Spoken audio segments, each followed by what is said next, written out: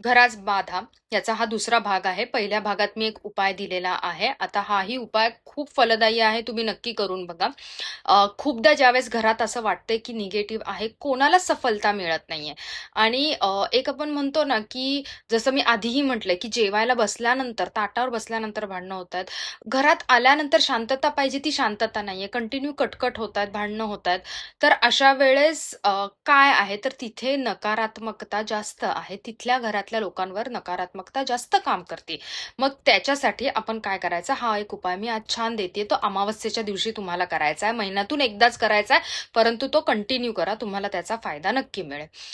जसं आपण म्हणतो, की लक्ष्मी आपल्या घरात येते, मुख्य दरवाजातून आत येते, बरोबर? म्हणजेच तिथून पॉझिटिव्हिटी येते. मग अशा वेळेस तिथून निगेटिव्हिटी येणारच आहे. त्यामुळे सगळ्यात मेन तर घराला उंबरा पाहिजे आणि त्या उंबऱ्याला दर अमावस्येला तुम्हाला हळद आणि गोमूत्र याची पेस्ट करून लावायची आहे. हे दर अमावस्येला संध्याकाळी न चुकता करा.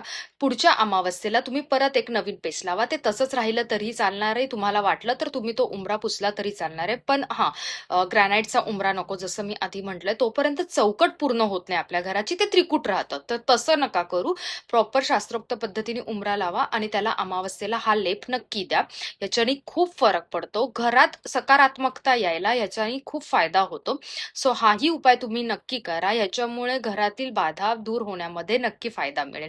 धन्यवाद. डॉक्टर श्यामल अयादी ॲस्ट्रो असतो. ओम साईराम.